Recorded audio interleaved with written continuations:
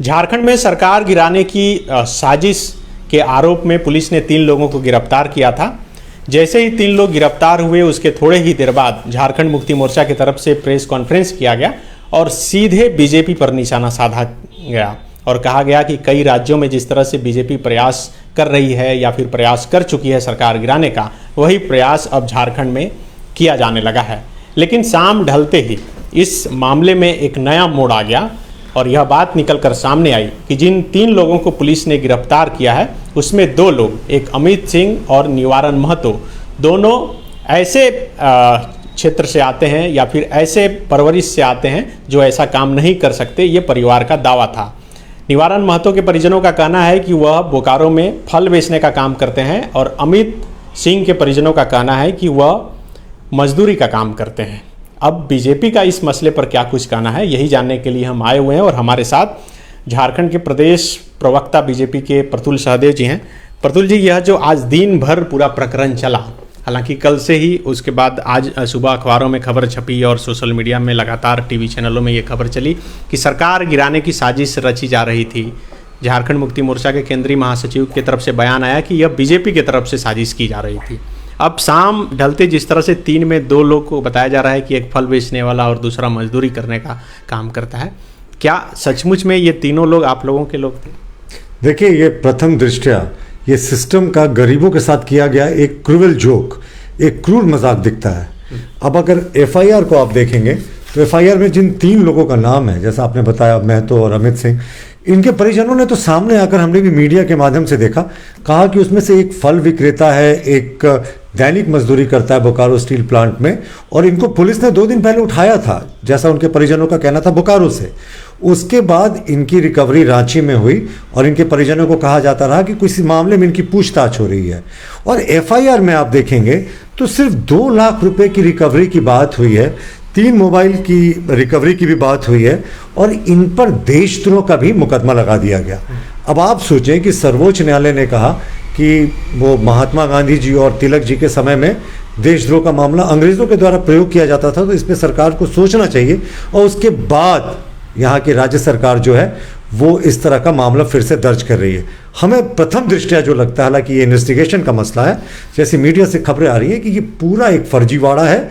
ये सत्ताधारी दल के विधायकों को नकेल कसने के लिए, उनको कंट्रोल में रखने के लिए इस मामले को रचा गढ़ा गया है। आप देखिए, सत्तारूढ़ दल के जो विधायक हैं या सत्तारूढ़ गठबंधन की बात करें, बहुत से असंतुष्ट हैं। बोर्ड निगम की बात हो, 20 सूत्री की बात हो, तो उन्होंने हमेशा अपनी आवाज़ को बुलंद किया है। तो सरकार शायद इन पर प्रेशर प्रैक्टिस डाल रही है कि एक मुकदमा दर्ज कर दिया, अब इन्वेस्टिगेशन के जरिए किन किन विधायकों का नाम है ये कह के उनको कंट्रोल में रखे। तो ये बहुत ही काला दिन है डेमोक्रेसी के लिए, मुझे लगता है। एक इन्वेस्टिगेटिंग एजेंसी, जो सेंट्रल इन्वेस्टिगेटिंग एजेंसी हो, जो इंडिपेंडेंट हो, उससे इस पूरे मामले की जांच करानी चाहिए। क्योंकि परिजनों का आरोप है कि 2 दिन पहले उठाया गया, उसके बाद उनका मोबाइल लोकेशन क्या था, या पुलिस ने मोबाइल ऑफ कर दिया, या उसके बाद 2 दिन तक ये 22 से 24 के बीच में इन्होंने किन से बातें की, ये सारी बातें सार्वजनिक होनी चाहिए। और जो पहले बातें आई कि 3 सूटकेस में करोड़ों रुपए बरामद थे, लेकिन अंतिम में जो एफआईआर हुआ उसमें सिर्फ 2 लाख रुपए का जिक्र है। और एक और मामला बनता है कि जो शिकायत करता है वो बेरमो, जो बोकारो जिले में आता है, उसके विधायक अनूप सिंह जी हैं।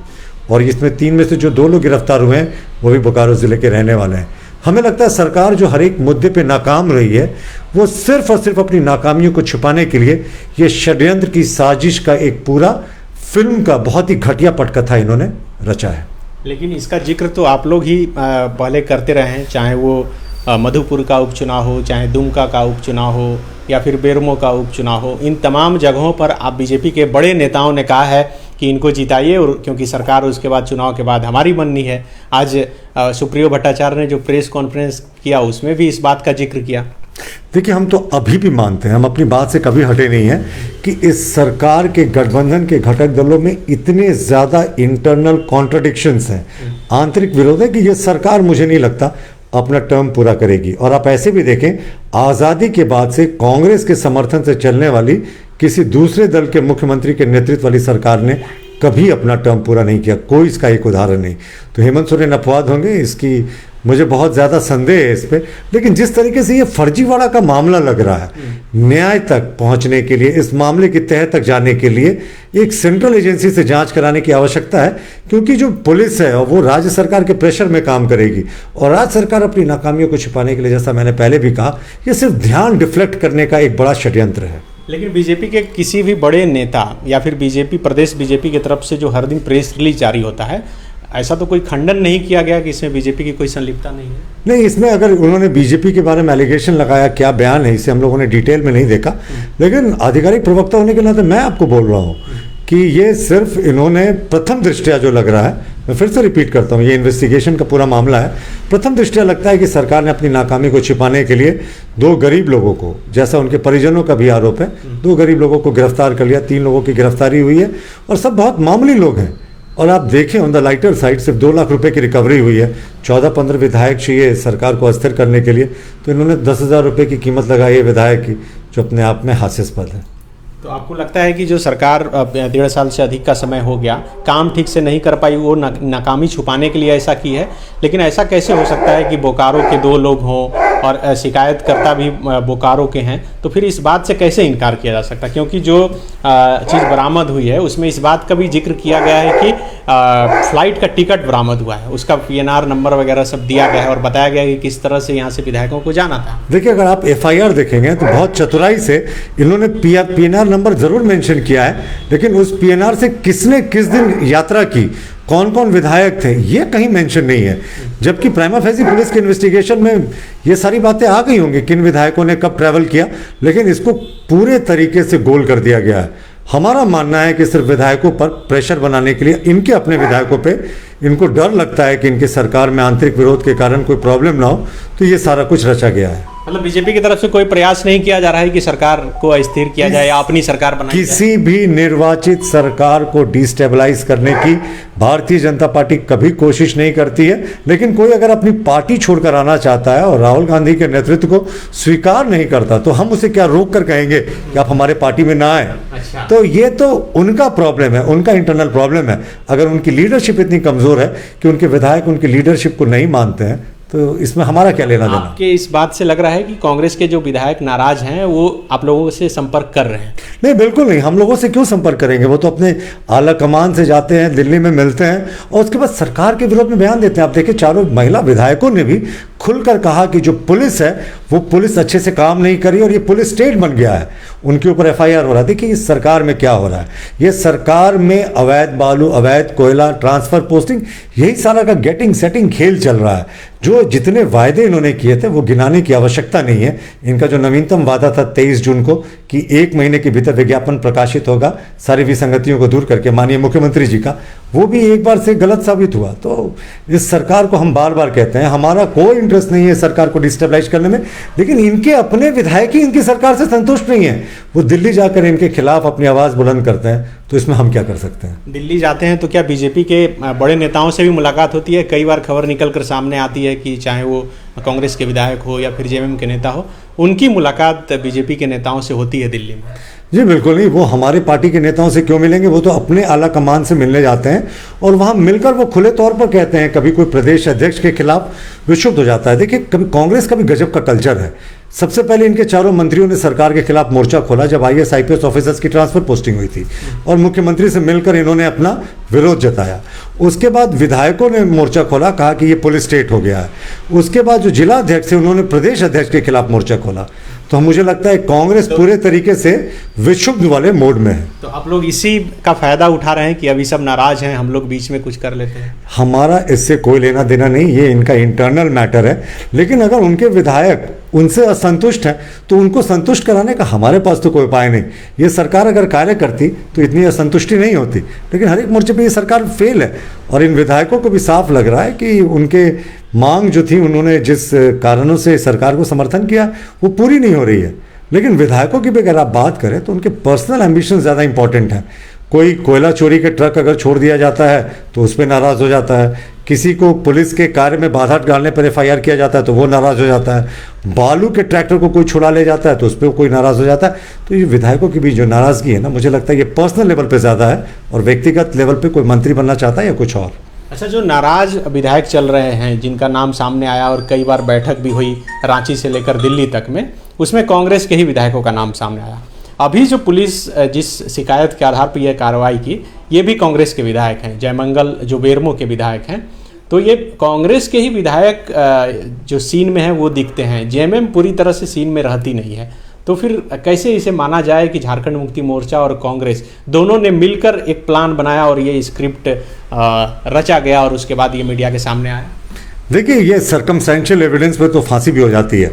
और आप सर्कमस्टेंशियल एविडेंस देखें ना, 22 तारीख को अनूप जी जो विधायक है बेरमो से, वो शिकायत करते हैं, 24 को रेड होकर 2 लाख रुपए बरामद होता है, 2 लोग बोकारो के होते हैं। और ये इस समय होता है जब सरकार हर एक मोर्चे पर नाकाम साबित हुई है और इनको आंतरिक विरोध का सामना करना पड़ रहा है अपने गठबंधन के विधायकों से।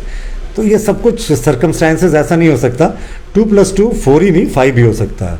अच्छा, अब जिस तरह से झारखंड मुक्ति मोर्चा ने आप लोगों पर आरोप लगाया है, तो क्या बीजेपी कुछ करेगी? अब बीजेपी क्या आगे स्टैंड लेकर इस मामले में कुछ करेगी, या फिर जिन लोगों की गिरफ्तारी हुई है उसके साथ खड़ी रहेगी पार्टी? नहीं, जिन लोगों की गिरफ्तारी हुई है उनके साथ खड़ा होने नहीं होने का कोई प्रश्न नहीं है। हम कोई भी निर्दोष लोग जिनको पुलिस ने फंसाया है उनके साथ हमेशा खड़े रहेंगे। हम तो कह रहे हैं दूध का दूध और पानी का पानी हो जाए। कांग्रेस के प्रवक्ता भी यही कह रहे थे, भाई तो किसी सेंट्रल एजेंसी से आप जांच करा लो ना, क्योंकि पुलिस ने पूरा एफआईआर रचा है, पूरी कहानी बनाई है, तो उनसे आप कैसे न्याय की उम्मीद करते हो? हम भी तैयार हैं कि अगर वे दोषी हैं तो इनको सजा मिलनी चाहिए, लेकिन अगर निर्दोष हैं तो ये पूरा षड्यंत्र 22 को अनूप के द्वारा एफआईआर करना, उसके बाद पुलिस का एक्शन लेना, 2 लाख की बरामदगी, परिजनों का आरोप लगाना कि नहीं इनको 22 को ही उठा लिया गया, ये पूरा मामला बहुत ही सिस्टम के मुंह पर एक बड़ा तमाचा है। लेकिन आज जिस तरह से सुप्रियो भट्टाचार्य ने प्रेस कॉन्फ्रेंस कर कहा कि अगर इस बार कोई भी अलोकतांत्रिक काम आप लोग करिएगा तो चुप नहीं बैठेंगे, मतलब उनके बयान से लग रहा था कि सचमुच वो लोग परेशान हैं और आप लोग यानी कि बीजेपी पार्टी चाह रही है कि किसी तरह यहाँ पर सत्ता में वह शामिल हो जाए या फिर सत्ता हासिल कर ले। देखिए, झामुमो के नेताओं को जितना हल्ला करना है वो करें, हमने तो चुप होने उनको कहा भी नहीं। पता नहीं कैसे ये पुलिस के द्वारा एफआईआर आता है और उसके 1 घंटे के भीतर प्रेस कॉन्फ्रेंस हो जाता है। 2 दिन पहले कांग्रेस के विधायक के द्वारा प्राथमिकी दर्ज की जाती है। इनको जो कहना है करें, बस हमारा तो एक ही मांग है कि अगर तीनों लोग बहुत ही गरीब तबके के हैं तो उनकी जो 22 तारीख को बोकारो से उठाने की बात हो रही है उसकी जांच की जाए। उसके बाद इन्होंने जो 2 दिनों तक उनके साथ क्या किया, इनकी बरामदगी हुई, सिर्फ 2 लाख रुपए बरामद हुए, उसकी भी जांच होनी चाहिए। और एक इंडिपेंडेंट एजेंसी से जांच करने से ये सरकार क्यों भाग रही है? जाहिर है ये सरकार कुछ कवर अप कर रही है, नहीं तो इसकी इंडिपेंडेंट जांच करनी चाहिए थी। इन्होंने कहा कि देशद्रोह का मामला है, बड़े तार हैं, बड़े लोग इसमें इन्वॉल्व हैं, तो जब इंटर स्टेट मामला हो तो इनको तो सीबीआई जांच की अनुशंसा करनी चाहिए थी, लेकिन ऐसा नहीं करके इन्होंने जांच अपने पास रखा। जाहिर है इनके पास छिपाने को काफ़ी कुछ है। अच्छा, पार्टी के स्तर पे या फिर आप व्यक्तिगत स्तर पे पुलिस से यह जानने की कोशिश करें कि आखिर ये जो पूरा मामला है क्या इसी से जुड़ा हुआ था? क्योंकि अब तक जो डॉक्यूमेंट्स निकल कर सामने आए हैं, चाहे वो जयमंगल का शिकायत कॉपी हो या फिर पुलिस का एफआईआर, उससे तो साफ हो रहा है कि ये वही मामला है। लेकिन क्या पुलिस के किसी अधिकारी से बात हुई आपकी? नहीं, पुलिस के किसी अधिकारी से बात नहीं हुई। हम तो सरकार से मांग करते हैं, आपके माध्यम से, मीडिया के माध्यम से हमने मांग की है कि ये जो मामला जिस तरीके से वो सरकार बता रही है या जिस तरीके से पुलिस बता रही है, जो सरकार का एक अंग है, तो साफ है कि ये बहुत ही बड़ा मामला है उनकी नज़रों में। मैंने पहले भी कहा कि इंटर स्टेट मामला प्रतीत होता है, जैसा कि इनका बयान है, तो सीबीआई जांच करवाइए ना। क्यों सीबीआई जांच से भाग रहे हैं? क्यों इतना डर आपको लग रहा है? क्या बातें सामने आ जाएंगी? क्या ये सामने आ जाएगा कि उसमें से कोई दैनिक मजदूरी करने वाला था? क्या ये सामने आ जाएगा कि उसमें से कोई फल विक्रेता था? किस बात से सरकार डर रही है? सीबीआई जांच से क्यों भाग रही है? ये जितना बड़ा मामला सरकार बता रही है, सरकार को डिस्टेबलाइज करने का राजद्रोह तक की धाराएं लगा दी गई उन्होंने, तो इनकी तो जांच किसी बड़े एजेंसी से करनी चाहिए थी। अच्छा, जेएमएम के लोग इस बात से भी जोड़ कर देखते हैं, क्योंकि मधुपुर उपचुनाव में गोड्डा के जो सांसद है निशिकांत दुबे, उन्होंने कहा था कि 10 तारीख को बाबूलाल मरांडी जो है मुख्यमंत्री बनने जा रहे हैं। और आज जब ये मामला आया सामने, सालों बाद निशिकांत दुबे आज रांची में है, राज्यपाल से उन्होंने मुलाकात भी की, तो ये सिर्फ संयोग है या फिर इससे जुड़ा कुछ लग रहा है मामला? देखिए, अभी फिलहाल लोकसभा में और सदन में वीकेंड ब्रेक चल रहा है। हमारे प्रदेश अध्यक्ष जी भी रांची में हैं, निशिकांत दुबे जी भी रांची में आए, तो हर एक चीज़ को आपको राजनीति से जोड़कर नहीं देखना चाहिए। हम आज भी मानते हैं कि कांग्रेस के रिकॉर्ड की अगर बात कर लें तो हेमंत सोरेन जी अपना कार्यकाल पूरा कर पाएंगे, इस बात पे बहुत संदेह है। अच्छा, आप इधर संदेह भी जता रहे हैं और दूसरा बोल रहे हैं कि हम लोग प्रयास भी नहीं कर रहे हैं। देखिए, मैंने आपको पहले भी कहा था कि आज़ादी के बाद से किसी दूसरे दल के मुख्यमंत्री को कांग्रेस समर्थित सरकार ने अपना टर्म पूरा नहीं करने दिया, बीच में गिरा दिया है। तो उसी रिकॉर्ड के आधार पर हम बोल रहे हैं कि अगर हेमंत जी अपना टर्म पूरा करेंगे तो कांग्रेस अपना ही रिकॉर्ड तोड़ती नजर आएगी। आप लोग प्रयास नहीं कीजिएगा? नहीं, बिल्कुल नहीं। इस सरकार को प्रयास करने की आवश्यकता भी नहीं है। मैंने कहा ना, आप देखते रहिए, इसके इतने इंटरनल कॉन्ट्राडिक्शंस हैं, विरोध हैं आपस में एक दूसरे के साथ, कितने दिन तक ये साथ रह पाएंगे ये बताना मुश्किल है। कांग्रेस अलग हो जाए तो जेएमएम बीजेपी मिलकर कुछ कर सकती है? नहीं, ये कयासों पे हम बात नहीं करेंगे कभी भी, इस तरह के स्पेकुलेशंस पे हम टिप्पणी नहीं करते हैं। जनता ने इन्हें 5 साल के लिए चुना, इन्हें 5 साल चलाने दीजिए, लेकिन 5 साल ये चला पाएंगे? चलाने नहीं दे रहे हैं ना। नहीं, देखिए, हमारा काम प्रतिपक्ष का है। सरकार ने जो वायदे किए थे बेरोजगारों से, किसानों से, लंबी लिस्ट है किनके साथ किस तरीके से इन्होंने छला। अगर वो इन्हें पूरा नहीं करेंगे तो हम इन्हें कटघरे में खड़ा करेंगे, लेकिन चुनी हुई किसी भी निर्वाचित सरकार को हम डिस्टेबलाइज करें, ये हमारा काम नहीं। और अगर कोई छोड़कर जबरदस्ती हमारे पास आना चाहता है तो उन्हें रोकें, ये भी हम नहीं करते। तो बिल्कुल ये थे बीजेपी के प्रवक्ता प्रतुल सहदेव, जिन्होंने साफ तौर पे कहा कि जिन 3 लोगों को गिरफ्तार किया गया है, जैसा कि उनके परिजनों का भी दावा है कि वो उनमें से कई लोग निर्दोष हैं और पुलिस उन्हें फंसाना चाहती है।